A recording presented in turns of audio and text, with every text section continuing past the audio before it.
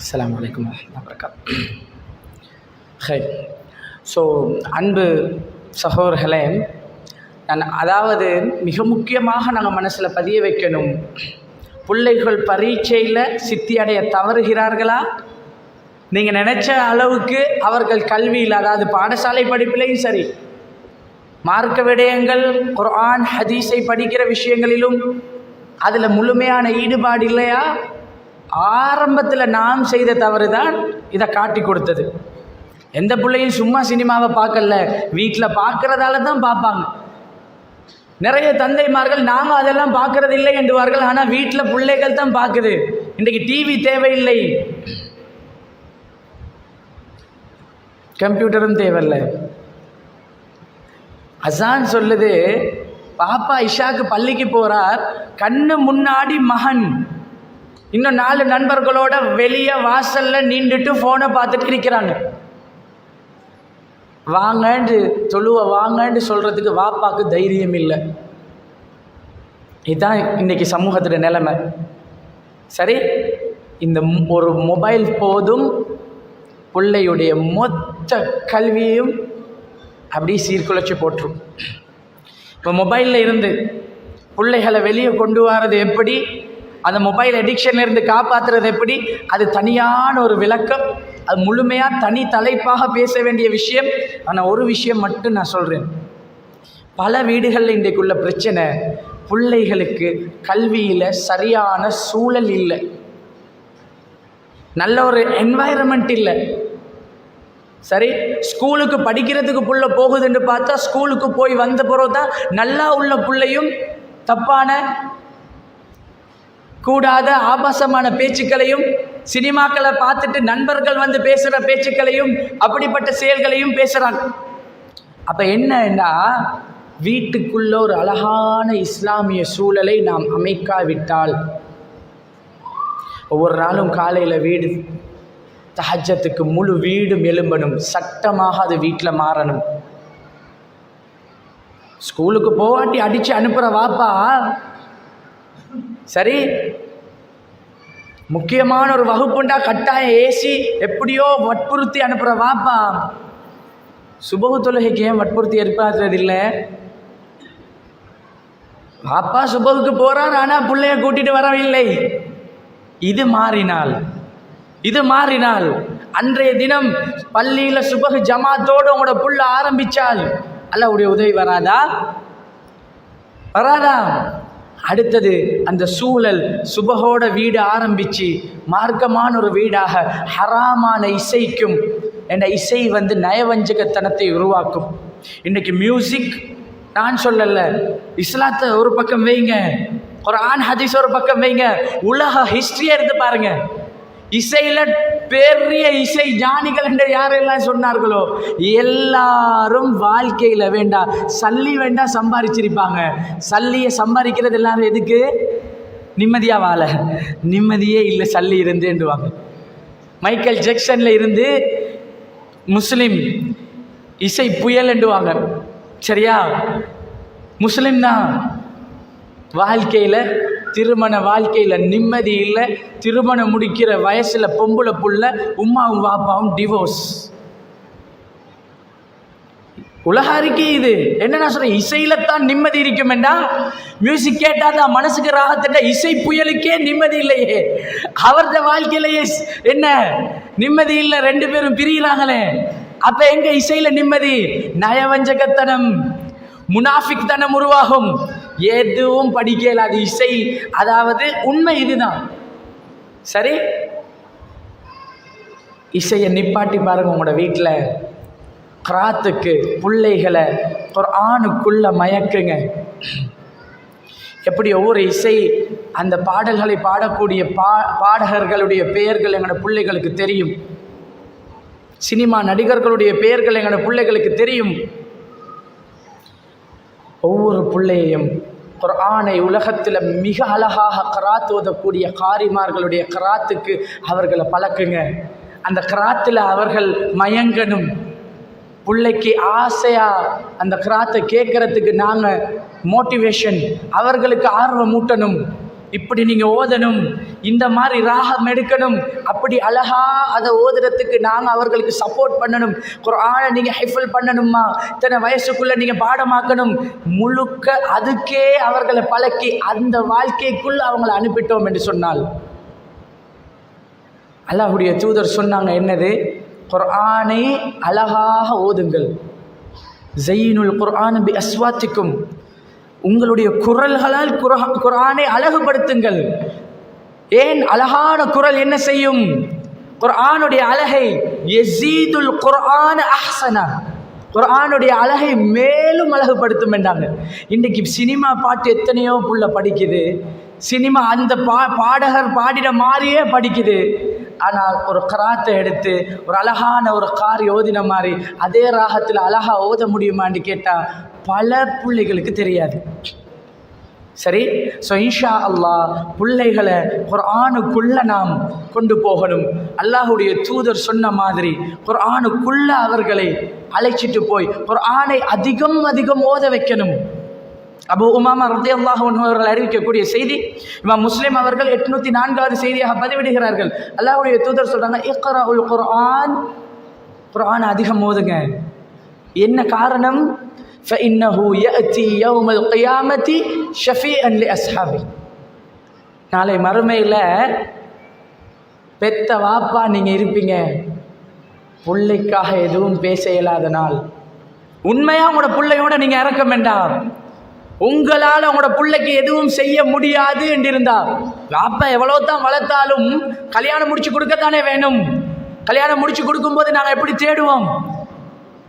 நல்ல மார்க்கமுள்ள வசதியுள்ள என்னுடைய பிள்ளையை நல்லா வச்சு காப்பாற்றக்கூடிய நல்ல ஒரு மருமகனை தேடுவோமா இல்லையா? அப்போ பிள்ளைக்காக நாம் அவ்வளோ சிந்திப்போமா இல்லையா? என்னால் எதுவும் செய்ய முடியாத நாளில் என்னுடைய பிள்ளையை பாதுகாக்க போகிறது ஒன்றே ஒன்று, குர்ஆன். அப்போ புள்ள நாளைக்கு மறுமையில் பாதுகாப்பாக இருக்கணும் என்றால் இப்போ குர்ஆனை கொடுக்கணும் பிள்ளைக்கு. இன்றைக்கு ஆய்வுகள் அதிகம் சொல்லுது, சுஜூது எவ்வளோ அதிகமாக வைக்கப்படுதோ, தலை எவ்வளோ அதிகமாக நிலத்தில் சுஜூதில் வைக்கப்படுதோ அதனுடைய அது சயின்ஸ் பெருசாக பேசணும், நான் சுருக்கமாக சொல்கிறேன். அந்த புவி ஈர்ப்பினுடைய ஒரு சக்தி, அல்லாஹ் வச்சிருக்கக்கூடிய மிகப்பெரிய ஒரு அற்புதம், பிள்ளையுடைய இந்த முன்பகுதி இருக்குது, பிஎஃப்சி ப்ரீஃப்ரண்டல் கோர்டெக்ஸ் என்று சொல்கிற மூளையுடைய மிக முக்கியமான ஒரு பகுதி. இதுக்குள்ள எவ்வளோக்கு எவ்வளோ இந்த விசை இந்த இது புவியீர்ப்பு விசை சேருதோ, தலையும் இந்த பூமியில் எவ்வளோ படுதோ அவ்வளவுக்கு பிள்ளையுடைய இந்த மூளை அறிவு, மெமரி பவர், ஞாபக சக்தி அவ்வளோக்கு அதிகரிக்குது. நான் சொல்லலை, விஞ்ஞானிகள் ஆய்வு பண்ணி சொல்கிறாங்க. அப்போ 5 நேரம் தொழும்போது 17 ரக்காத்து தொழும்போது 34 தடவை என் புள்ள சரியாக சுஜூது செஞ்சா என் பிள்ளைக்கு நல்லா படிப்பு வருமா வராதா? உண்மையா முறையாக செஞ்சா. ஆனால் இன்றைக்கு எங்களோட பிள்ளைகள் எல்லாம் எப்படி தொழுது, ரசூலுல்லாஹ் சொன்ன மாதிரி தொழுகையில் திருடர்கள் மாதிரி அப்படி கொத்தி கொத்தி எழும்புறாங்க சுஜூதில் இருந்து. தொழுகையை சரியாக சின்ன வயசில் இருந்து பழக்கினோம் என்றால், அதனுடைய ரூஹானியத்தோடு தொழு முறையை சொல்லிக் கொடுத்தோம் என்றால் பிள்ளைக்குள்ள கல்வி ஈஸியாக வரும். நாம் நினைக்கிறோம் ஸ்கூலுக்கு அனுப்பினால் நல்ல டியூஷன் கிளாஸ், விலை உயர்ந்த நல்ல பெரிய ஒரு ஷர்ட் அனுப்பினா படிப்பு வரும் என்று. இல்லை, அல்லாஹ் நாடாட்டி எதுவும் வராது. இறைவனுடைய அன்பும் அருளும் இல்லாட்டி எந்த கல்வியும் வராது. சரி, அதனால் இந்த விஷயத்தில் நாம் ஆழமாக கவனம் செலுத்த வேண்டும். அன்பு சகோதரர்களே, இன்னும் ஒரு முக்கியமான விஷயம் என்னென்னா, இன்றைக்கு பெற்றோர்களாகிய நாம் மாற வேண்டிய விஷயம் என்ன என்று சொன்னால், பிள்ளைகள் ஃபோன் பார்க்குறாங்க என்று நிறைய பெற்றோர்கள் கம்ப்ளைண்ட் பண்ணுவாங்க. அதே பெற்றோர்களிடத்துல போய் நீங்கள் எப்போ ஃபோன் பார்க்குறேன்னு ஒரு கேள்வியை கேட்டால் பாப்பாமார் சொல்லுவாங்க, நாங்கள் காலையிலேருந்து பிஸி, நைட்டுக்கு தான் நாங்கள் ஃபோன் எடுக்கிறோம். நான் வாட்ஸ்அப்பில் வந்த செய்திகளையும் நியூஸ் பார்க்குறதும் முக்கியமான விஷயங்களை பார்க்குறதும் இரவில் தான். நிறைய பிள்ளைகள், வல்லாஹி நான் மாணவர்களுடைய நிகழ்ச்சியிலையும் சொன்னேன், அண்மையில் நாங்கள் ஒரு முஸ்லீம் ஊருக்கு போயிருந்தோம். ஒரு தொடர் பயிற்சி வகுப்பு நடக்கிறதுக்காக. OL 9A 9A எடுத்த மாணவிகள் கண்ணீர் சிந்தி அழுகுறாங்க. படிக்க கஷ்டமாக இருக்குது, டாக்டர் ஆகணும் என்று ஆசையாக படிக்கிறோம். 9 எடுத்து பயோசயின்ஸ் விஞ்ஞான பிரிவில் டாக்டராக ஆசையாக படிக்கிறோம். கஷ்டமாக இருக்குது, படிப்பு வருவதில்லை, பாடமாவதில்லை, பயமாக இருக்குது, ஃபெயில் ஆகிருவோமோண்டு என்ன பண்ணுறதுன்னு அழுகுறாங்க. கேட்டால் சில பிள்ளைகள் படித்து மயக்கம் போட்டு உழுவுது. ஏன்? படிங்கன்னு சொன்ன பெற்றோர்கள் அதற்கான சூழல் சரியாக அமையல்ல. இஸ்லாமிய சூழல் எப்படி இருக்கணும்? தஹஜ்ஜத்துக்கு எழும்பணும், தொழணும், குர்ஆன் ஓதணும், அதுக்கு பிறகு படிப்பு. இரவு இஷாவுக்கு பின்னாடி தேவையில்லாத, அல்லாஹ்வுக்காக நாங்கள் இந்த இடத்துல உட்கார்ந்துருக்கிறோம், ரப்பை பற்றி பேசுகிறோம், 4 நல்ல விஷயத்தை தெரிஞ்சுக்கொள்கிறோம், அல்ஹம்துலில்லாஹ். இரவில் தேவையில்லாத எந்த பேச்சுக்கள் கூட இஷாவுக்கு பின்னாடி பேசக்கூடாது. குறிப்பாக படிப்பு இரவு நேரத்துக்கு சரி வராது, படிக்கக்கூடாது. உண்மையா இரவில் நைட்டில் மூளைக்கு அது பெரிய பாரம், கஷ்டம். சரி, அப்போ இரவில் படித்து பிள்ளைகள் நோயாளி ஆகிறாங்க. இன்றைக்கு காலை நேரத்தில் பிள்ளைகளை அதிகாலையில் தஹஜ்ஜத்துக்கு எழுப்பாட்டி தொலை வச்சு குர்ஆன் ஓத வச்சு அல்லாஹ்வுடைய பொருத்தத்தோடு அந்த பிள்ளைகளை படிக்க வைங்க. பிள்ளைகள் நிச்சயமாக சிறப்பான பிள்ளைகளாக கல்வியில் உருவாகும். இரவில் இன்றைக்கு என்ன நடக்குதுண்டா, பிள்ளைகள் சொல்கிறாங்க நாங்கள் தூங்கினாலும் தூக்கம் வருதில்லை, அதனால தான் சும்மா இருக்கிறத விட படிப்போம் என்று படிக்கிறோம். இரவில் தூக்கம் வராத இந்த பிரச்சனை நிறைய பேருக்கு இருக்குது. இங்கே இப்போ நான் சொன்னால் யாருக்கெல்லாம் 8:30 மணி 9 மணிக்குள்ளே தூங்கணும். அல்லாஹ்வுடைய தூதருடைய வாழ்க்கையை வரலாறு படித்து பாருங்க. இஷாக்கு பின்னாடி ரசூலுல்லாஹ் சும்மா தேவையில்லாமல் எழும்பி இருக்க மாட்டாங்க, தொழுதுட்டு தூங்கிடுவாங்க. அதிகாலையில் நேரத்தோடு எழும்பி கியாமுல் லைல், இரவினுடைய கடைசி பகுதி. ஆனால் இன்றைக்கு நாங்கள் 12 மணி 11:30 12 1 மணி மட்டும் ஏதோ ஒரு நாள் தேவைக்காக ஒரு பயணம், ஒரு திருமணம், ஒரு வைபவம், ஏதோ 1-2 நாள் விதிவிலக்கு. எல்லா நாளுமே வாழ்க்கை அப்படி அமையவே கூடாது. விளங்குதா? அப்படி யாருக்காவது இரவில் தூக்கம் வராமல் பிரச்சனைண்டா என்ன வீடு, நீங்கள் பிள்ளைகளை தூங்குங்கன்னு சொல்லிட்டு நீங்கள் எழும்பி இருந்தா ஒரு நாளும் சரி வராது. நாம் முன்னுதாரணமாக இருக்கணும். உம்மா கிச்சனில் வேலை, பிள்ளைய தூங்குங்கடா, புள்ள ஒழுங்காக தூங்காது. வீடு முழுக்க தூங்கணும், நைட்டுக்கு எல்லாரும் தூங்கணும். அதிகாலையில் தஹஜ்ஜத்துக்கு அத்தனை பேரும் எழும்பணும். இரவில் தூக்கம் வராத பிரச்சனை இருக்குதா? நான் சொல்லல, இன்றைக்கு மருத்துவர்களும் விஞ்ஞானிகளும் ஆய்வு பண்ணி சொல்கிறாங்க, மெடிசின் எல்லாம் தேவையில்ல, தூக்க மாத்திரை எல்லாம் தேவையில்ல. 9 மணிக்கு தூங்கணுமெண்டா 7 மணிக்கு மொபைல் ஃபோனை வச்சிடணும். செஞ்சு பாருங்க. 7 மணிக்கு பின்னாடி தூங்க 2 ஹவருக்கு முதல் எந்த விதமான தேவைக்கும் அடிப்படையான அத்தியாவசியமான ஒரு முக்கியமான கோல் வருது, அது 2வது தேவையில்லை. நாங்கள் எல்லாம் ஃபோனை பார்க்குறதே அதுதான். இந்த கண்ணுக்கு இந்த ஸ்க்ரீன், இந்த ஒயிட் ஸ்க்ரீன் தூக்கத்துக்கு 2 மணித்தியாலத்துக்கு முன்னாடி நிப்பாட்டப்படணும். அது இரவில் 7 மணி 8 மணிக்கு பிறகு கோப்பி குடிக்கிற, டீ குடிக்கிற பழக்கம் இருந்தால் அதுக்கு பிறகு 10-11 மணி வரைக்கும் தூக்கம் வராது. ஆய்வு அறிக்கை இது. சரி, அதே மாதிரி பெட்டுக்கு வந்துட்டீங்கன்னு சொன்னால், தூங்குறதுக்கு கட்டிலுக்கு வந்துட்டீங்கன்னு சொன்னால் தூங்குறது மட்டும்தான் மனசில் இருக்கணுமே தவிர, நாளைக்கு நான் எழும்பணும் என்பது தான் மனசில் இருக்கணுமே தவிர, இல்லாத பொல்லாத மற்ற நாளைக்கு பிஸ்னஸுக்கு அதை கொடுக்கணும், இதை பண்ணணும், செக் பாஸ் பண்ணணும், இந்த சிந்தனைகள் எல்லாம் இல்லாமக்கிட்டு அல்லாஹ்வுடைய தூதர் எப்படி சொல்லி தந்திருக்கிறாங்க. எங்களோட பிள்ளைகளுக்கு இதை பழக்கிட்டோமா? நாங்கள் வுளு செஞ்சுட்டு வாங்க தூங்குறதுக்கு, ராஹத்தா தூக்கம் வரும். எத்தனை பேர் இதை கடைப்பிடிக்கிறோம்? எத்தனை பேர் பிள்ளைக்கு அதை சொல்லி கொடுத்திருக்கிறோம்? கட்டிலுக்கு வந்த உடனே ரசூலுல்லாஹ் கையை வச்சு ஊதி குல்சூராக்களை ஓதி மேல் முழுக்க தடவினார்களே. எத்தனை பேர் செஞ்சீங்க? எத்தனை பிள்ளைகளுக்கு பழக்கினீங்க? ஒவ்வொரு நாளும் சுபஹானல்லாஹ் 33 தடவை, அல்ஹம்துலில்லாஹ் 33 தடவை, அல்லாஹு அக்பர் 34 தடவை சொல்லிட்டு தூங்கி பாருங்க. தூக்கம் வருதா இல்லையான்னு நீங்க பாருங்க. இன்ஷா அல்லாஹ் நீங்களே நடைமுறைப்படுத்தி பாருங்களேன். ஆயத்துல் குர்சியை ஓதிவிட்டு சூரத்துல் பக்ராவுடைய கடைசி 2 வசனங்களை ஓதிவிட்டு இரவிலே ஓத வேண்டிய முக்கியமான துஆக்கள் இருக்குது.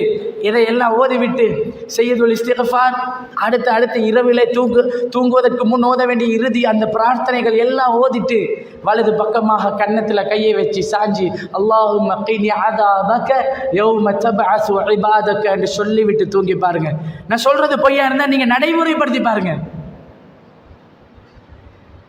நிம்மதியாக தூக்கம் போகும். ஆனால் தூக்கம் போதில்லைன்னு இன்றைக்கி ஸ்பெஷலிஸ்ட் டாக்டர்கிட்ட போய் சேனல் பண்ணி அங்கே வேணுமா இங்கே வேணுமா மருந்து எடுத்துகிட்டு இருக்கிறாங்க. உண்மையாக இதுதான் ட்ரீட்மெண்ட்.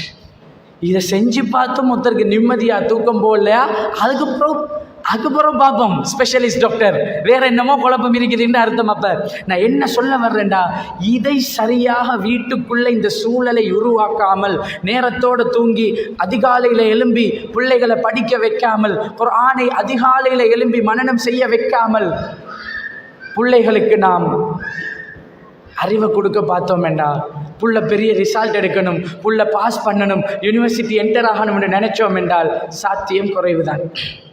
சரிதானே? அதே மாதிரி இறுதியாக சில விஷயங்களை சொல்லி நான் நிறைவு செய்கிறேன்.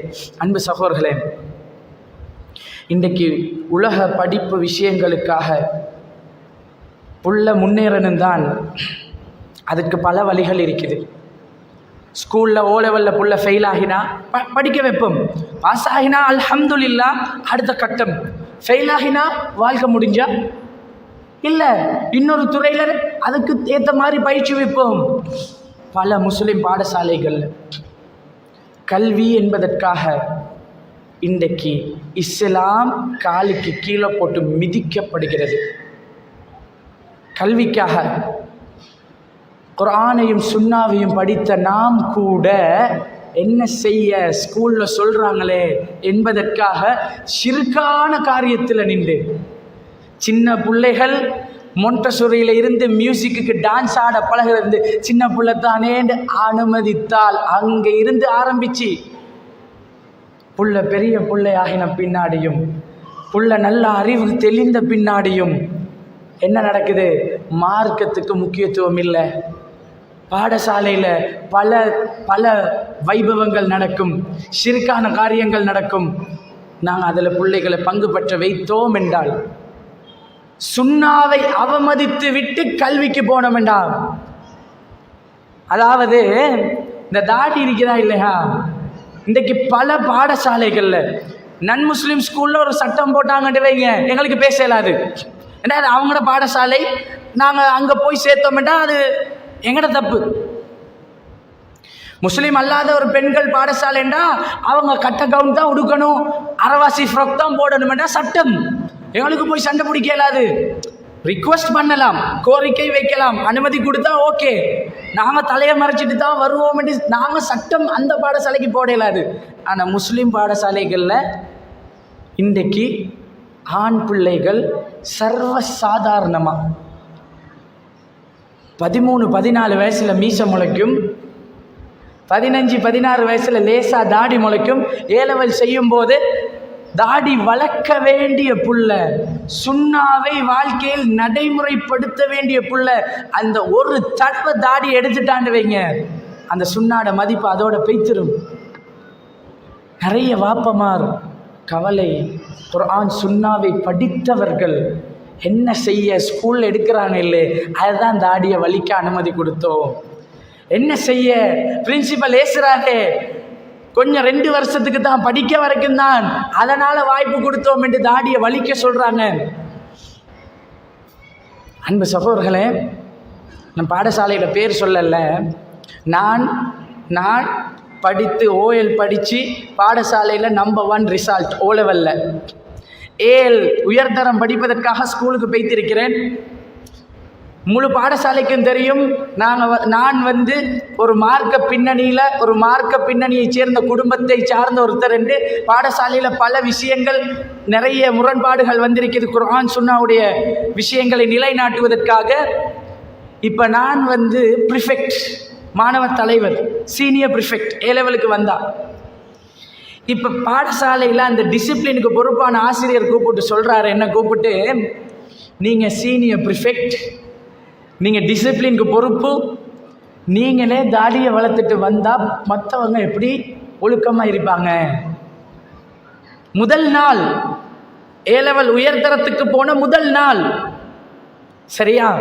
நான் சொன்னேன், இது என்ன ஒரு சின்ன லேசா, 16 வயசுல எவ்வளோதான் தாடி வளர போகுது, லேசா ஒரு சின்ன இந்த தாடி, இதில் என்ன வந்துட போகுது, இதுக்கும் டிசிப்ளினுக்கு என்ன சம்பந்தம்? இல்லை, இது பாடசாலையோட சட்டம், எல்லாம் ஃபுல்லாக ஷேவ் பண்ணி க்ளீனாக அழகாக வரணும். நான் சொன்னேன், என்னால் அப்படி வர முடியாது, நீங்கள் பிரின்சிபலோட கதைங்க, என்னால் வர முடியாது. 2வது நாள் நான் ஸ்கூலுக்கு வரேன். பாடசாலையில் ஒரு கவுன்சிலர் இருக்கிறார். ஒவ்வொரு ஸ்கூலுக்கும் கவுன்சிலிங் என்று ஒரு சார் வச்சுருப்பாங்க, ஒரு கவுன்சிலர். அந்த கவுன்சிலரோட ரூமுக்கு என்னைய கூட்டிகிட்டு போகிறாங்க. எதுக்கு? எனக்கு கவுன்சிலிங் பண்ணுறதுக்கு. வல்லாஹி. அப்போ அவர் உட்கார்ந்து என்ன கவுன்சிலிங் தெரியுமா? உங்களை எங்களுக்கு நல்லா தெரியும், நீங்கள் எவ்வளோ மார்க்கமானவர் என்று தெரியும், நீங்கள் எவ்வளோ மார்க்கத்தில் உற்சாகம் உள்ளவர், ஆர்வம் உள்ளவர் என்று தெரியும். நீங்கள் தாடி வளர்க்க ஆசைப்பட்டது உண்மைதான், நான் தேடி பார்த்துட்டேன். 2 வருஷம் கல்வி தானே, இஸ்லாம் கல்வியை எவ்வளோ வலியுறுத்துது. நீங்கள் படித்து இந்த மார்க்கத்தை சொல்லணுமா இருந்தாலும் நீங்கள் படித்து முன்னேறிக்கணும். படிக்காதவங்க மார்க்கம் சொன்னதுக்கு சமூகம் கேட்காது. அல்லாஹ்வுக்காக செய்கிறேன்னு நினச்சி தியாகம் பண்ணி இந்த தாடியை வலிங்க. வல்லாஹி அப்படியே சொன்னேன், அல்லாஹ்க்காக நீங்கள் இந்த தாடியை கொஞ்சம் 2 வருஷத்துக்கு தியாகம் செஞ்சு இதை வலிச்சு படித்து A-level எழுதி பாஸ் பண்ணி அதுக்கப்புறம் நீங்கள் மார்க்கத்தை பரப்பி பாருங்க.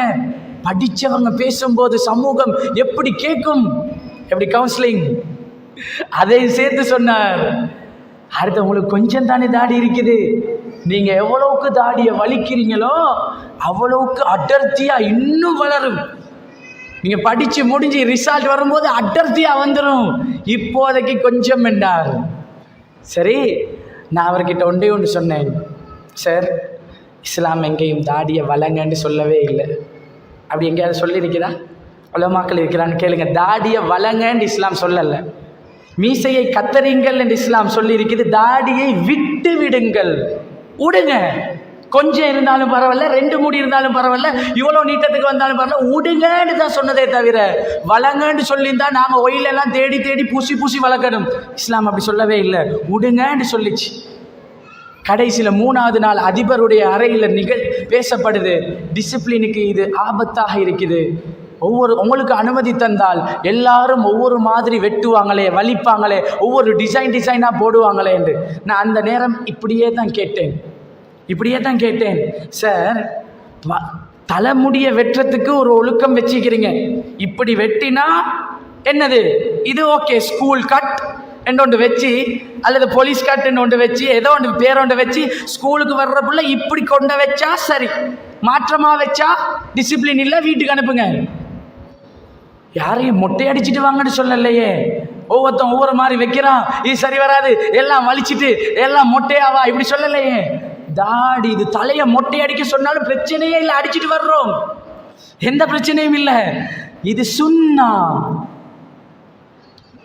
நான் பேர் சொல்ல விரும்பல, ஒரு மௌலவி, அவர் கொழும்புல ஒரு பள்ளிவாசல்ல இமாமாக இருக்கிறவர், அவர் சொன்னார், சுன்னத்து தானே மகன், சுன்னத்து தானே மகன், ஏன் இவ்வளோ பிரச்சனைப்படுத்துறீங்க? அன்றைக்கு நான் சொன்ன வார்த்தையை தான் இன்றைக்கும் பெற்றோர்களை சந்திக்கும் போது, குறிப்பாக தந்தைமார்களை சந்திக்கும் போது, ஒவ்வொரு நிகழ்ச்சியிலையும் நான் சொல்றது. அவர் அன்றைக்கு கேட்ட நேரம் என் மனசு எப்படி இருந்துச்சு தெரியுமா? சுன்னத்து தானே என்று அவர் சொன்ன போது, ரசூலுல்லாஹ் தானே, அப்படிதான் என் மனசுக்கு தோணுச்சு. ரசூலுல்லாஹ் தானே, சுன்னத்து தானே. சிலது இருக்குது, நாங்கள் இஷா 4 ரக்காத் தொழுவோம், சுன்னத்து 2 ரக்காத் இருக்குது, விரும்பினா தொழுவோம், தொழுதா நன்மை, இல்லாட்டி பாவம் இல்லை, அது வேற. இது வலியுறுத்தப்பட்ட சுன்னா, ரசூலுல்லாஹ்வுடைய வாழ்க்கை. இதுல ஆப்ஷன் இல்லை. ரசூலுல்லாஹ் விடுங்கடா, விட்டுத்தான் ஆகணும். நான் என்ன சொல்ல வர்றேன் தெரியுமா? புள்ள ஸ்கூல்ல படிக்கணும் என்பதற்காக தாடியில கையை வைக்க நாம அனுமதி கொடுத்தால், சின்னத்துல இருந்து அதை சொல்லி கொடுத்து வளர்த்து பாருங்க, அல்லாஹ் எப்படி மாத்தினான் தெரியுமா? ஏன் இதை நான் சொன்ன தெரியுமா? எனக்கு என்ன தரப்பட்ட கவுன்சிலிங்? நீங்கள் படித்து நீங்கள் நல்லா வரணும், ஏலவல் செஞ்சு பெருசாக வரணும், அப்போ தான் நீங்கள் மார்க்கம் பிரச்சாரம் பண்ணினாலும் மக்கள் கேட்பார்கள் என்று. நான் ஏலவல் ஸ்கூலுக்கு 4வது நாள் போனேன். இல்லை, உங்களுக்கு வலிச்சிட்டு வந்தால் ஸ்கூலில் இடம் தருவோம், இல்லாட்டி இல்லைன்றாங்க. நான் சொன்னேன், உங்களோட ஸ்கூலில் எனக்கு இடம் தேவையில்லை, நான் போகிறேன் என்று. எங்களோட உமா கிட்ட ஒரே ஒரு வார்த்தை நான் கேட்டேன், நான் இதுக்கு போகிற ஸ்கூல் போக மாட்டேன், படிக்க மாட்டேன், எனக்கு தாடி தான் முக்கியம், உங்களுக்கு ஏதாவது அதில் ஆட்சேபனை இருக்கிறதா?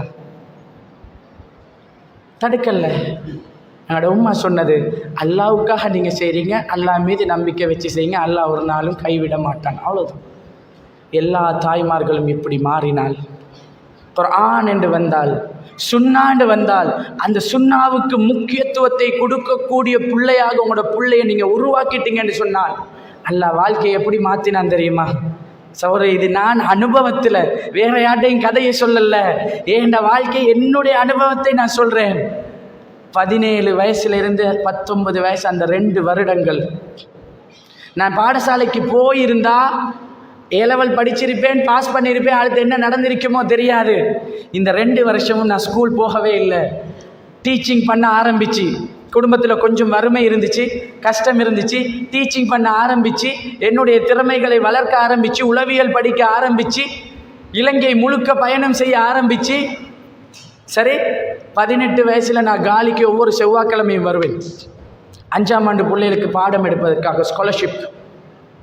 சரி, இப்படி ஒவ்வொன்றாக படித்து கொடுக்க ஆரம்பித்து, உளவியலை கற்றுக்கொள்ள ஆரம்பித்து, ஏனைய துறைகளை படிக்க ஆரம்பித்து, ஏலவல் எழுதி முடிக்கல. 19 வயசில் அல்லாஹுடைய அருளால் நான் மிம்பர் மேடையில் ஏறி ஹுத்துபா நடாத்தின பின்னாடி தான் ஏலவல் எக்ஸாம் எழுதினேன். சுன்னாவுக்கு முக்கியத்துவம் கொடுத்தா அல்லாஹ் ஒரு நாளும் கைவிட மாட்டான், ஒரு நாளும் கைவிட மாட்டான். இந்த 19 வயசில் நான் ஏலவல் பிரைவேட்டாக நான் பரீட்சை எழுதுகிறேன். என்னோட படித்தவர்கள், பாடசாலையில் படித்தவர்களும் எழுதினார்கள். ஏன் ரிசால்ட்டையும் அவர்கள்ட்ட ரிசால்ட்டையும் எடுத்து பார்க்கும்போது பிரின்சிபல் கால் பண்ணி சொன்னார், ஸ்கூல்லேருந்து ஃபஸ்ட்டுக்கே சொன்னாங்க, நீங்கள் போனால் ஸ்கூலுக்கு நஷ்டம், நீங்கள் நல்ல ரிசால்ட் எடுப்பீங்க, எங்களோட பாடசாலைக்கு அந்த மதிப்பு தேவை. நான் சொன்னேன், அந்த மதிப்பை விட எனக்கு சுன்னா தேவை. வெளியே வந்த பின்னாடி அல்லாஹ் அப்படித்தான் குர்ஆனையும் சுன்னாவையும் வாழ்க்கையில் முக்கியத்துவப்படுத்தினால் அல்லாஹ் கைவிடவே மாட்டான். சரி, அத்தனை பேரும் படித்தார்கள், ரிசல்ட் வருது. நான் உண்மையாகவே படிக்கல, உண்மையாகவே ஸ்கூல் பாடத்துக்குன்னு படிக்கல, நான் வேற விஷயங்கள் படிக்கிறேன். உளவியல் படித்து, ஏனைய கவுன்சிலிங் சம்பந்தமாக பல புத்தகங்களை வாசித்து அந்த துறையிலே வைத்துட்டு இருக்கிறேன். பரீட்சை எழுதணும் என்பதற்காக பரீட்சை எழுதுறேன். ஆனால் அல்ஹம்துலில்லாஹ், அல்லாஹ் ரிசல்ட்டை தந்தான். பாடசாலையில் படித்த அத்தனை பேருடையும் முன்னாடி பிரின்சிபல் ஒரு நாள் சந்திக்கும் போது, அதாவது பிறகு நான் அதே பாடசாலைக்கு நான் லெக்சரராக போகிறேன். ஓலெவல் மாணவர்களுக்கு ஒரு வழிகாட்டி நிகழ்ச்சி. அப்போ நான் பேசி முடியாத பிரின்சிபல் சொன்னார், நீங்கள் ஸ்கூலில் எழுதியிருந்தால் எங்களுக்கு எவ்வளோ நல்ல ரிசல்ட் ஒன்று கிடச்சிருக்கும். என்ன சொல்ல வரேன் தெரியுமா? இன்றைக்கு அல்ஹம்துலில்லாஹ் நான் நம்புகிறேன், அந்த 2 வருடம் நான் ஸ்கூலுக்கு போயிருந்தால் இன்றைக்கு உங்கள் முன்னாடி நான் நின்று பேசியிருக்க மாட்டேன். அல்லாஹு ஆலம், ஆனால் பேசியிருக்க பெரும்பாலும் வாய்ப்பு இருந்திருக்கேன். இன்றைக்கு இலங்கை முழுக்க சின்னத்தில் நான் ஒரு துவா கேட்டேன், யா அல்லாஹ் நான் இந்த தாடியை அல்லாஹ்வுடைய தூதருக்காக, இந்த மார்க்கத்துக்காக நான் வைக்கிறேன், எனக்கு முழு உலகத்துக்கும் தாவா பண்ணக்கூடிய வாய்ப்பை தந்துரு. ஒவ்வொரு தஹஜ்ஜுத்திலையும் நான் ரப்பிடத்தில் கேட்ட துவா அதுதான். எண்ணி 2 வருஷம் சகோதரர்களே, 3 வருஷங்குள்ள சரி அல்லாஹ் அந்த வாய்ப்பு எனக்கு தன்ன. இலங்கையிலையும் சரி, வெளிநாட்டிலையும் சரி, முழு உலகத்திலையும் உள்ளவர்கள் நான் பேசுவதை கேட்கிற பாக்கியத்தை அல்ஹம்துலில்லாஹ் ரப்பு தந்தான். ஏன் இதை உங்களுக்கு சொல்கிறேன் என்றால், குர்ஆன் சுன்னா என்று வரும்போது, மார்க்கம் என்று வரும்போது, பாடசாலை படிப்புக்கோ உலக தேவைக்காகவோ குர்ஆனையும் சுன்னாவை விட்டு கொடுக்காதீங்க. எதுக்காக வேண்டிய விட்டு கொடுக்காதீங்க. குர்ஆன் சுன்னாவுக்காக எதை வேண்டாலும் விட்டு கொடுங்க. பிள்ளைய அப்படி வளர்த்து பாருங்க, பிள்ளையுடைய வாழ்க்கையில் நிச்சயமாக பெரிய ஒரு வெற்றி கிடைக்கும் இன்ஷா அல்லாஹ். இறுதியாக அல்லாஹ்வுடைய தூதர் எங்களுக்கு சொன்ன மிக முக்கியமான விஷயம், உஸ்மான் இப்னு அஃபான் ரலியல்லாஹு அன்ஹு அறிவிக்கக்கூடிய செய்தி. இமாம் புகாரி அவர்கள் 5027வது செய்தியாக பதிவிடுகிறார்கள். ஹைருக்கும், எல்லாருக்கும் தெரிஞ்சது தான், ஆனால் கொஞ்சம் இந்த இடத்தை விட்டு போக முன்னாடி இதை சிந்திச்சுட்டு போங்க. ஹைருக்கும், உங்களிலேயே மிகச்சிறந்தவர், மன் தஅல்லமல் குர்ஆன், யார் குர்ஆனை தானும் படிக்கிறாரோ. அதோட முடியல, மன் தஅல்லமல் குர்ஆன வ அல்லமஹ், நீங்கள் குர்ஆனை படிக்கணும், குர்ஆனை 4 பேருக்கு கற்றுக் கொடுக்கணும். இல்ம், மார்க்க அறிவை படிக்கணும், அதை 4 பேருக்கு சொல்லிக் கொடுக்கணும். ஹைருக்கும், உங்களிலேயே சிறந்தவர் அவர்தான். லாயரை உருவாக்கணும், முக்கியம்தான். அல்லாவுக்கு பயந்த மார்க்க அறிவை பெற்ற 4 பேருக்கு லாயராக இருக்கிறவர் சட்டம் பேசும்போது குர்ஆனையும் சுன்னாவையும் மதித்து நடக்கக்கூடிய ஒரு சட்டத்தரணியாக, ஒரு டாக்டராக உருவாக்குவோம். ஆனால் அந்த டாக்டர் மருந்து கொடுக்க முன்னாடி பிஸ்மில்லா என்று சொல்லி எழுதக்கூடிய, யா அல்லாஹ், இந்த நோயாளிக்கு நான் கொடுக்குற மருந்து இல்லை யா அல்லாஹ், உன்னுடைய அருளால் சோமாக்கிறியா அல்லாஹ், என்னுடைய முயற்சியை நான் எடுக்கிறேன் என்று பிஸ்மி சொல்லி எழுதி துவா செஞ்சு நோயாளிக்கு மருந்து கொடுக்கக்கூடிய ஒரு வைத்தியரை, அப்படிப்பட்ட பிள்ளையை உருவாக்கணும் என்று ரப்பிடத்தில் பிரார்த்தனை செய்யுங்க. மார்க்க அறிவு இல்லாமல் மட்டும் பிள்ளையை உருவாக்கிட்டு தப்பி தவறி இந்த உலகத்தை விட்டு நீங்கள் மறையும் போது உங்களுடைய பிள்ளைக்கு குர்ஆனுடைய இல்ம், மார்க்க அறிவு அது மட்டும் இல்லை என்றால் மறுமையில் நாங்கள் நஷ்டவாளிகள். சரி, ஸோ இன்ஷா அல்லாஹ் அனஸ் இப்னு நதர் ரலியல்லாஹு அன்ஹு, முழுமையாக சொல்ல எனக்கு நேரம் இல்லை, நான் 5 நிமிஷத்தில் முடிஞ்சிடணும். பேரை சொல்கிறேன். அனஸ் ரலியல்லாஹு அன்ஹு அவர்கள் அறிவிக்கக்கூடிய செய்தி, இமாம் புகாரி அவர்கள் 2805 செய்தி, 2805. நிச்சயமாக புகாரியை எடுங்க. இல்லாதவங்க கொஞ்சம் கூகுள்லையாவது அடித்து இலக்கத்தை அடித்து தேடி எடுங்க. இந்த வாழ்க்கை ஒரு வாழ்க்கை தான் சகோதரர்களே. பிள்ளைகளை வளர்க்குறதுக்கு அல்லாஹ் தந்திருக்கிறான், ஒரே ஒரு தடவை தான். என்னுடைய உயிரும் உங்களுடைய உயிரும் ஒரே ஒரு தடவை தான் இருக்கிற இந்த வாழ்க்கையில் அல்லாஹ் தந்த பிள்ளைய சரியாக வாழ வைக்காவிட்டால், சரியாக இல்மை கொடுத்து மறுமையிலே வெற்றி பெறக்கூடிய பிள்ளையாக இந்த உலகத்திலே எங்களுடைய பிள்ளைகளை உருவாக்க தவறி இந்த உலகத்திலே ரப்பு தந்த வாய்ப்பை தவறி விட்டோம் என்றால் நஷ்டவாளிகள். அனஸ் இப்னு நதர் ரலியல்லாஹு அன்ஹு, மிக சுருக்கமாக சொல்கிறேன், ஆழமாக வீட்டில் போய் கொஞ்சம் படிங்க. பத்ர் யுத்தத்தில் கலந்து கொள்ள தவறிவிட்டார், சான்ஸ் கிடைக்கல. திடீரென்று நடந்த யுத்தம், முக்கியமான சில சஹாபாக்கள் கலந்து கொள்ளல, அனஸ் இப்னு நதர் ரலியல்லாஹு அன்ஹுக்கும் கலந்து கொள்ள கிடைக்கல. யுத்தம் எல்லாம் முடிஞ்சு வர்றார்கள், ரசூலுல்லாஹ் வர்றாங்க. யுத்தத்தில், பத்ர் யுத்தத்தில் கலந்து கொண்ட சஹாபாக்களுடைய பாவங்கள் எல்லாம் மன்னிக்கப்பட்டது என்று அல்லாஹ் அறிவிச்சிட்டான். இந்த சஹாபிக்கு எப்படி தெரியுமா, எனக்கு இந்த யுத்தத்தில் கலந்து கொள்ள சான்ஸ் கிடைக்கலையே, அல்லாஹுடைய பாதையில் என்னுடைய உயிரை தியாகம் செய்வதற்கு இந்த வாய்ப்பு எனக்கு கிடைக்கவில்லையே. ரசூலுல்லாஹ் இடத்துல வாரார், யார் ரசூலுல்லாஹ், பத்ருடைய யுத்தம் கலந்து கொள்ளக்கூடிய பாக்கியம் எனக்கு கிடைக்கவில்லை, அல்லாஹ் எல்லாருடைய பாவத்தை மன்னித்து விட்டான், எனக்கு அந்த பாக்கியம் கிடைக்கவில்லை.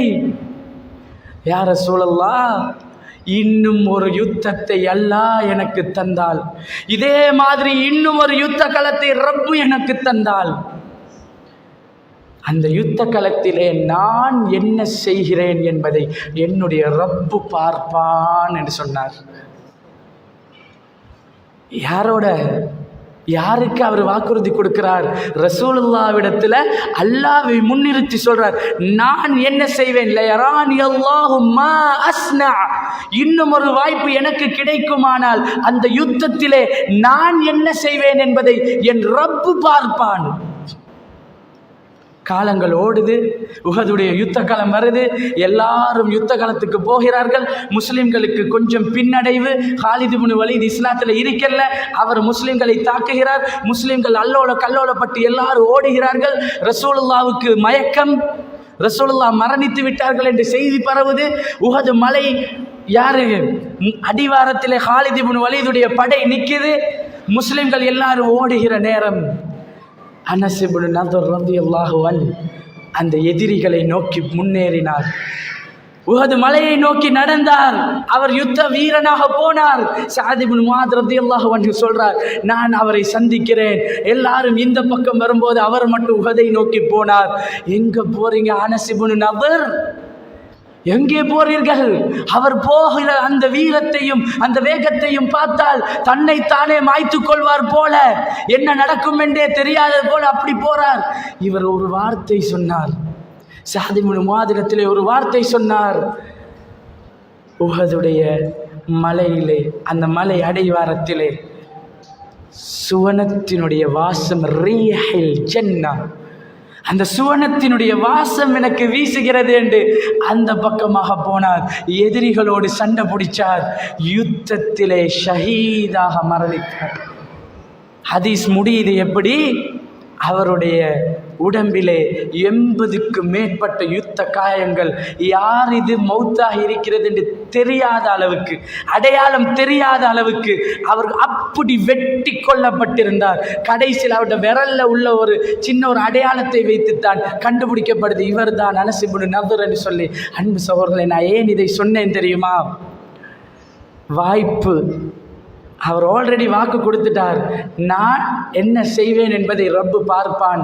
அந்த வாய்ப்பை அல்லாஹ் கொடுத்த சந்தர்ப்பத்தில் காரணம் சொல்லி நழுவல்ல.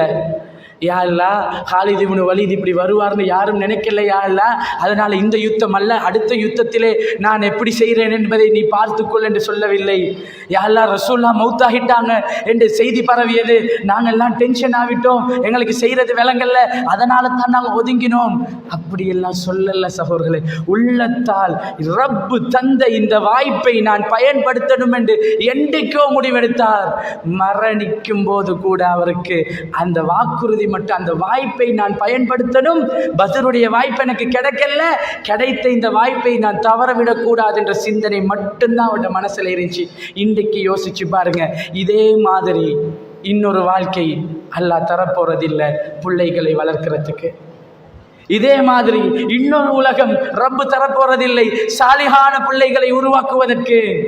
இந்த உலகத்தில் என்னுடைய மரணம் நடக்க முன்னாடி ரப்பை பற்றி என்னுடைய பிள்ளைகளுக்கு சொல்லிக் கொடுத்து விட்டு, நான் இந்த உலகத்திலிருந்து ஜனாசாவாக அடக்கப்படுவதற்கு முன்னாடி சாலிஹான பிள்ளைகளை வளர்த்து விட்டு, என்றைக்கும் எனக்குள்ள நான் அடிக்கடி என்னுடைய மனைவிடத்தில் சொல்லுவேன், நான் எவ்வளவு பிள்ளைகளுடைய அன்பு, எவ்வளவு இரக்கம் வச்சிருக்கிறேன். எங்க இலங்கையில எங்க போனாலும், எத்தனை மணி ஜாமம் நைட் ஆகினாலும் இரவு நான் வீட்டுக்கு வந்துடுவேன், அதி முக்கியமான தேவைகள் இல்லாவிட்டால். ஏண்டா, எனக்கு பிள்ளைகளுடைய முகத்தை பார்த்தா தான் நிம்மதியாக தூக்கம் போகும். உண்மையாக பிள்ளைகளுக்கு நான் இருந்தால் தான் சந்தோஷம்.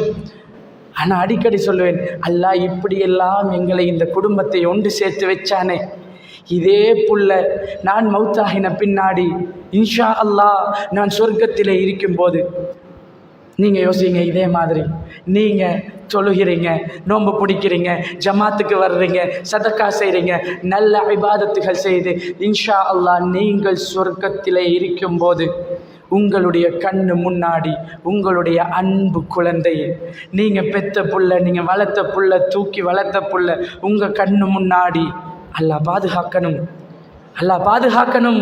எச்சரிக்கையாக இருக்க வேண்டும் என்பதற்காக சொல்றேன். நீங்க பெத்த புள்ள உங்க கண்ணு முன்னாடி நீங்க சொர்க்கத்தில் இருக்கும்போது அல்லாஹ் சொர்க்கத்தில் நுழையக்கூடிய பாக்கியத்தை பிள்ளைக்கு கொடுக்காமல் அல்லாஹ் பாதுகாக்கணும். கண்ணு முன்னாடி எங்களுடைய பிள்ளை நரக நெருப்பிலே விழக்கூடிய காட்சியை எந்த வாப்பாவால் தாங்கலாம்? எந்த உம்மாவால் தாங்கலாம்? ஒரு பயணம் போகும்போது ஒரு பிள்ளைக்கு எக்ஸாம் இருக்குதுண்டா பயணத்தை கேன்சல் பண்ணிட்டு பிள்ளை இல்லாட்டி எப்படி போறதுன்னு இருக்கிறோம். ஏதாவது சாப்பிடும்போது நல்ல சாப்பாடா இருந்தா பிள்ளைக்கும் என்று எடுத்து ஒதுக்கி வைக்கிறோம். பிள்ளைக்காக என்று எல்லாமே நம்முடைய பெற்ற பிள்ளைகளுக்காக எல்லாத்தையும் செய்கிற நம்மால் நாங்க மட்டும் சொர்க்கத்திலே இருந்து அல்லாஹ் எங்களுக்கு சொர்க்கத்தை தரணும். நாங்கள் ஜன்னாவில் இருந்து எங்களுடைய கண்ணு முன்னாடி எங்களுடைய புள்ள நரகத்தில் விழுற காட்சியை பார்க்கிற ஒரு துரதிஷ்டம், அது கூடாது, அது வேணாம். அல்லாஹ் சூரா ஆராஃப்ல சொல்லி காட்டுறான். 50வது வசனம். வீட்டில் கொஞ்சம் நேரம் முடிஞ்சிட்டு வீட்டில் கொஞ்சம் எடுத்து பாருங்க. 7வது அத்தியாயத்தின் 50வது வசனம். நரகத்தில் உள்ளவர்கள் கேட்பார்களாம், இன்றைக்கு உங்களோட புள்ள ஏண்ட புள்ள வாப்பா அபி இதை வாங்கித்தாங்கன்னு கேட்டால் எப்படி இறக்கமாக வாங்கி கொடுக்குறோம். இந்த சாமனம் வேணும், இந்த ஐஸ்கிரீம் வேணும், இந்த சாப்பாடு வேணும் என்றால் சல்லி இல்லாட்டியும் கஷ்டப்பட்டு வாங்கி கொடுக்கிறோம். இரக்கம். நரகத்திலே நம்முடைய பிள்ளைகள் இருந்தால் இறைவனை மறுத்தவர்கள் நரகத்திலே இருந்து கெஞ்சுவார்களாம். அன் அஃபீது அலைனா மினல் மாஇ அவ் மிம்மா ரஸககுமுல்லாஹ். சொர்க்கத்தில் இருக்கிறவங்களை பார்த்து நரகத்தில் உள்ளவர்கள் கெஞ்சுவார்களாம், அல்லாஹ் உங்களுக்கு தந்த தண்ணி ஒரு சொட்டு, ஒரு கொஞ்சம் தண்ணீர், ரப்பு தந்த ரிஸ்கில் இருந்து ஒரு கொஞ்சத்தை எங்களுக்கு போடுங்களேன், எங்களுக்கு கொஞ்சம் தாங்களேன். சொர்க்கத்தில் உள்ளவர்கள் சொல்லக்கூடிய பதில் காலு, சொர்க்கத்தில் அது பிள்ளையா இருந்தாலும் சரி, மனைவியா இருந்தாலும் சரி, யாரா இருந்தாலும் சரி, சொர்க்கத்தில் இருந்தால் நரகவாதிகளை பார்த்து சொல்வார்கள், இன்னல்லாஹ ஹர்ரமஹுமா அலல் காஃபிரின். அல்லாஹ்வை மறுத்தவர்களுக்கு இன்றைக்கு இது ஹராம், தர முடியாது. நரகத்துக்கு பெய்த்திட்டால் ஒரு சொட்டு தண்ணி கொடுக்க முடியாது பிள்ளைக்கு. பாதுகாக்கணும். குர்ஆனோடு பிள்ளைகளை நெருக்கி மறுமையிலே எனது பிள்ளைக்காக குர்ஆன் ஷஃபாஅத்து செய்யணும் என்பதை விரும்பி குர்ஆனோடையே பிள்ளைகளை வளர்த்து குர்ஆனோடையே பிள்ளைகளை வாழ வைத்து இறுதி மூச்சு நாம் மரணிக்கும் போது என்னுடைய பிள்ளையை சாலிஹான் ஒரு பிள்ளையாக நான் இந்த உலகத்திலே உயிரோடு இல்லாவிட்டாலும் என் பிள்ளை ஒரு நாளும் வழி கெட்டு விடாது, என் பிள்ளை ஒரு நாளும் அல்லாஹ்வுக்கு மாற்றமாக பேய்த்திராது. நான் கபரில் இருக்கும் போதும் என் பிள்ளை யா ரப், என்ன பெத்த வாப்பா யா அல்லாஹ், அவர் எனக்காக வாழ்ந்தவர் யா அல்லாஹ், அவருடைய கபரை விசாலமாக்கிறியா அல்லாஹ் என்று எனக்காக ஒவ்வொரு தஹஜ்ஜத்திலும் கண்ணீர் சிந்தக்கூடிய பிள்ளையாக அந்த பிள்ளைகளை வளர்த்து விட்டு நாம் மரணித்தோம் என்றால் அந்த கபர் நமக்கு நிம்மதியாக இருக்கும். மறுமையிலும் நிம்மதி பெற்றவர்களாக, விமோசனம் பெற்றவர்களாக அந்த பிள்ளைகளை சரியாக வளர்த்து விட்டு ஜன்னாவிலே அந்த குடும்பத்தோடு சேர்ந்து இன்றைக்கு பிள்ளைய கூட்டிட்டு இந்த மஸ்ஜிதுக்கு வரும்போது எப்படி உணர்வோடு வந்தோம், ஒரு பயணம் கூட்டிட்டு பிள்ளையோட கையை பிடிச்சிட்டு போகும்போது எவ்வளோ அன்பா பாசமா ஒரு பயணம் கூட்டிட்டு போவோம். இதே மாதிரி சொர்க்கத்துக்கு மட்டும் என் பிள்ளையுடைய கையை பிடித்து கொண்டு அந்த மேலான ஜன்னத்துல் ஃபிர்தௌஸிலே நுழையக்கூடிய பாக்கியத்தை ஒரு தந்தைக்கு அல்லாஹ் தந்தால் அதை விட என்ன பாக்கியம் சகோதரர்களே. பிள்ளையுடைய வளர்ப்புல பெற்றோருடைய பங்களிப்பு என்றால், நீங்கள் உண்மையான பெற்றோராக இருந்தால் பிள்ளையுடைய மறுமை வெற்றிக்காக இன்றிலிருந்து திட்டம் போடுங்க. அவர்களுடைய மறுமையுடைய வாழ்க்கைக்காக இன்றிலிருந்து திட்டம் போடுங்க. முழு குடும்பத்தோடும் மேலான ஜன்னத்துல் ஃபிர்தௌஸிலே நுழையக்கூடிய பாக்கியத்தை வல்லவன் ரஹ்மான் நம் அனைவருக்கும் தந்தருள் புரிய வேண்டும். இன்ன ஹாதிஹி தத்கிரா ஃபமன் ஷா அத்தஹத இலா ரப்பிஹி சபீலா வ ஆஹிர் தஅவானா அல்ஹம்துலில்லாஹி ரப்பில் ஆலமீன். அஸ்ஸலாமு அலைக்கும் வரஹ்மத்துல்லாஹி வபரகாத்துஹு.